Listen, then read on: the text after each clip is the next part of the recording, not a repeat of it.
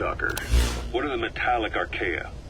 Volcanic craters spewing sulfur. Water hot enough to boil your skin off.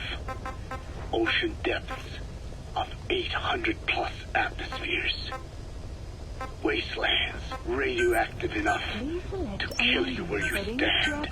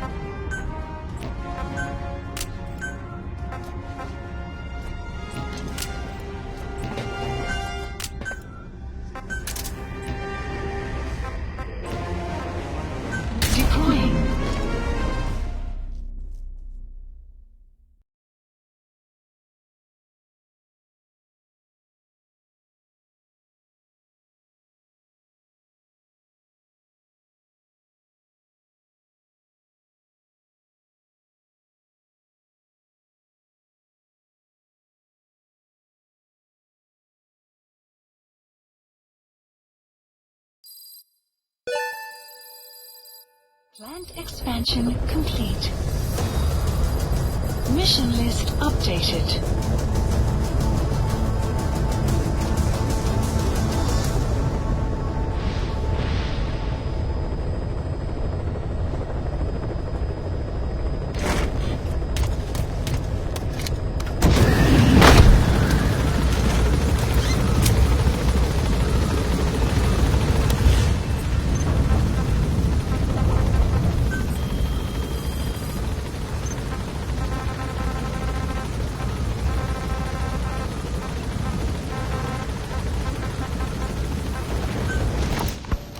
Docker.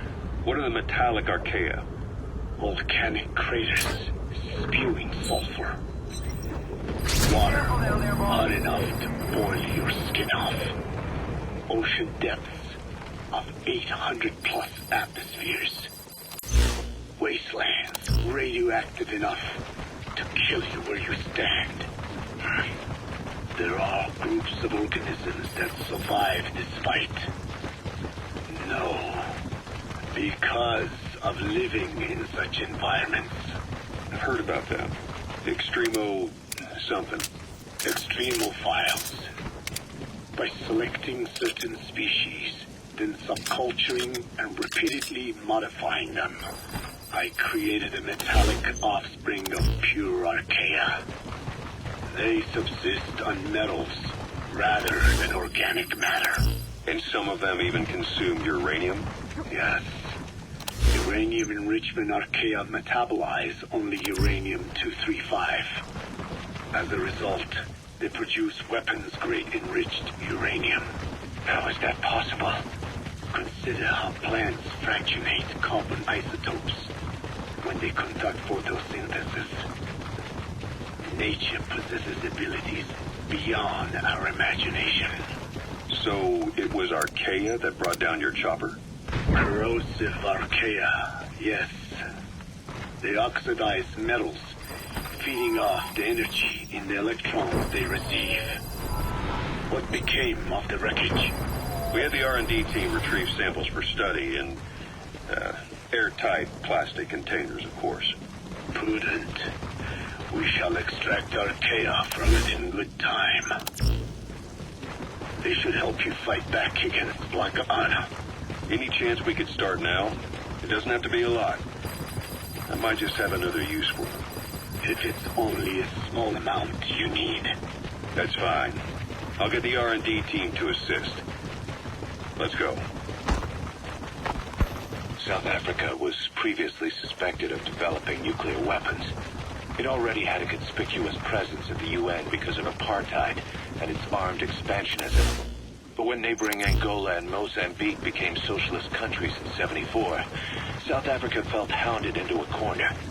So it accelerated its nuclear program to protect itself. 3 years later, the Soviets discovered a test facility and 2 years after that, an American satellite observed a flash in the southern Indian Ocean. It said this was South Africa conducting a nuclear test with the help of a certain ally. Skullface used the situation in South Africa to get this ally to lend a hand. They both wanted nukes, so it was a mutually beneficial relationship. On the surface, anyway. I figure South Africa started getting serious about nuclear weapons production in '75. In '74, the government was still able to get by with bluffing that it had a nuclear arsenal. But the year after, word spread that an independent armed group in the Caribbean was crushed by Cypher for possessing a WMD. That's right, boss. What happened to you and your men was the reason South Africa decided to push ahead with nuclear development. A force independent of any country getting its hands on a nuke. That was a threat to the existence of countries everywhere. It wasn't just South Africa. Your presence pushed a lot of countries to get nukes. The world was scared of you. You were a threat to more than just the carnivore. That's the target. Gears in the machine. You had the power to smash them loose and watch the whole world grind to a halt.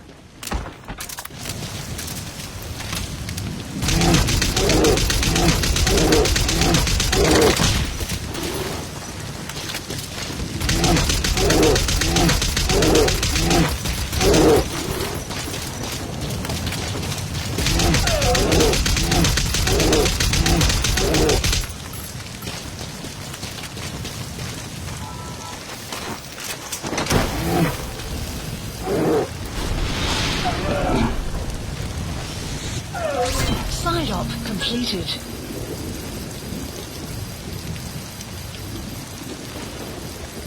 Extraction arrived at Mother Base. Please select a landing zone. Roger.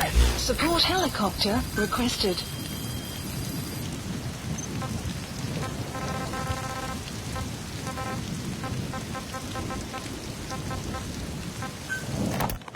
Emmerich uses externally powered legs of his own design. It's bionics technology, a product of the U.S. military's failed attempt to develop a powered exoskeleton.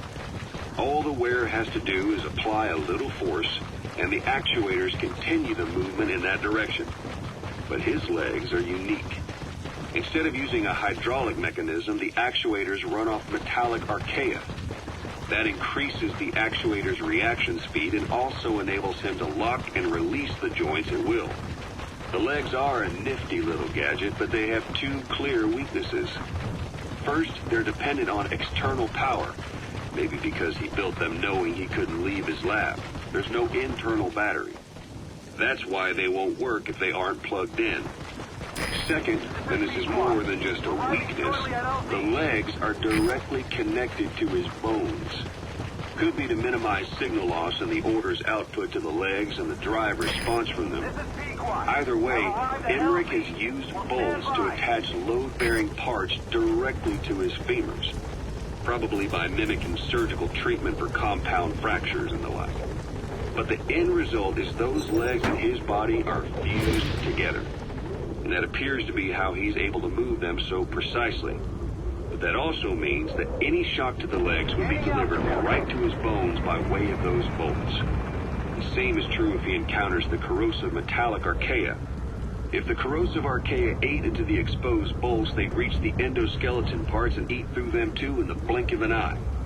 The doctor's bones are full of holes to accommodate all the bolts. They're like sponges.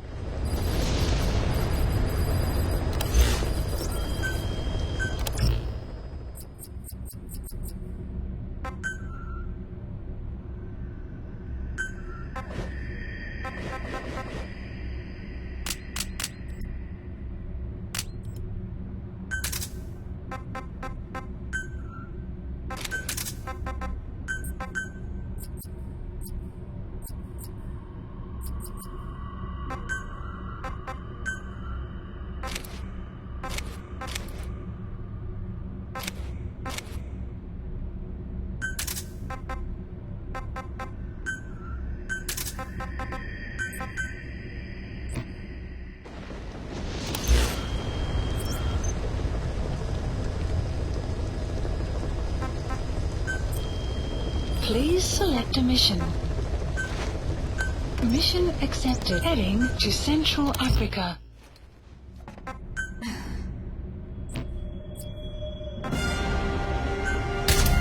Deploying.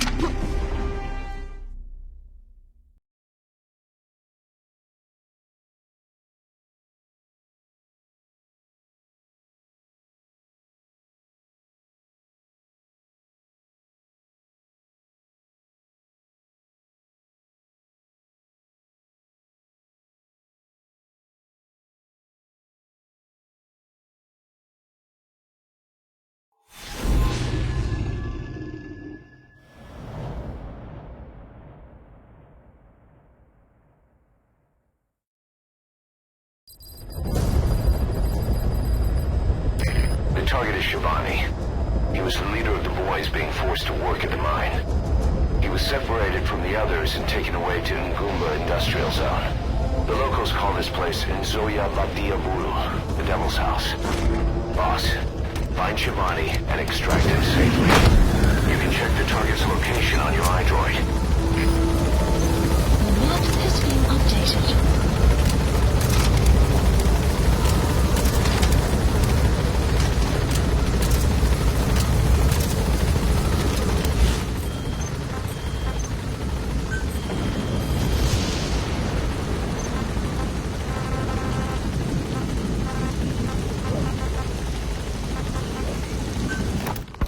Emmerich uses externally powered legs of his own design. It's bionics technology, a product of the U.S. military's failed attempt to develop a powered exoskeleton. All the wearer has to do is... An outpost in a sunken road. Minoko Yanyoka, the snake's mouth. I get it. Looks like that's the only way to the objective area. The actuators run off metallic archaea. That increases the actuator's reaction speed and also enables him to lock and release the joints at will. The legs are a nifty little gadget, but they have two clear weaknesses. First, they're dependent on external power.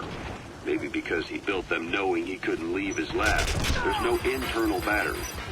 That's why they won't work if they aren't plugged in. Second, and this is more than just a weakness, the legs are directly connected to his bones.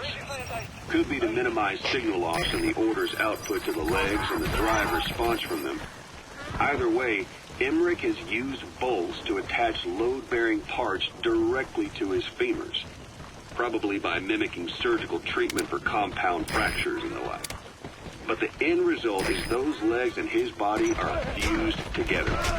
And that appears to be how he's able to move them so precisely. But that also means that any shock to the legs will be delivered right to his bones by way of those bolts. The same is true if he encounters the corrosive metallic archaea.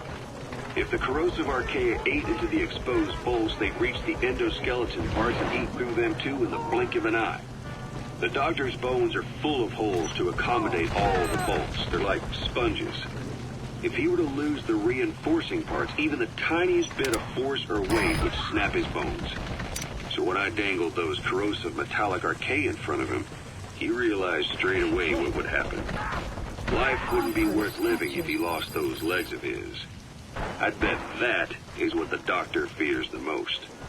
I just helped him imagine what it would be like. Thanks to that, I got the information we needed without either of us getting hurt. You know how he is. He's probably already over the shock. The better you know your adversary, the easier it is for you to get information from them. And vice versa.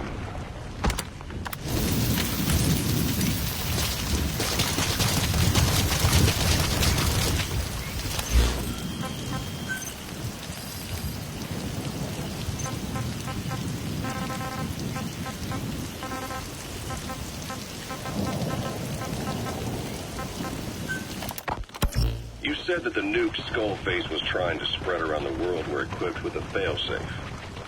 Something that could shut them down at will. His will. Quite so.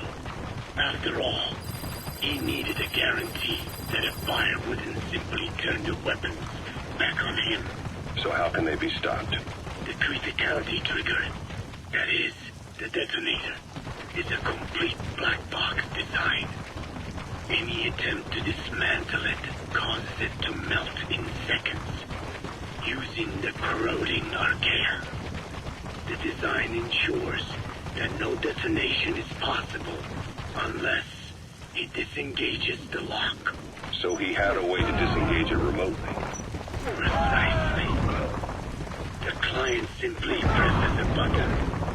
At that moment, the detonator begins transmission with a surveillance satellite. The satellite reports to him how the client is trying to use the nuke. If he does not object, the lock is disengaged. But if it's a risk to him in any way, The detonator melts down.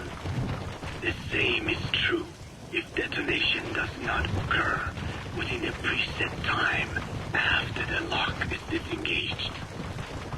The nuke is rendered useless. Who the hell would buy something with strings attached like that? The client would never know until the moment they actually tried to use it. Most likely, he would have explained the time They even got a guard post there. Security sure is tight. I guess they don't want anyone poking around. to technologically primitive groups in the first place. let me guess. He claimed it was defective and offered a replacement. Shadier than a used car salesman. Skullface shakes your hand like a friend, using the other to control you. Mist. Supposedly the valley up ahead is covered in mist almost year-round. The objective area, the bridge has collapsed. Looks like you'll have to go down through the valley.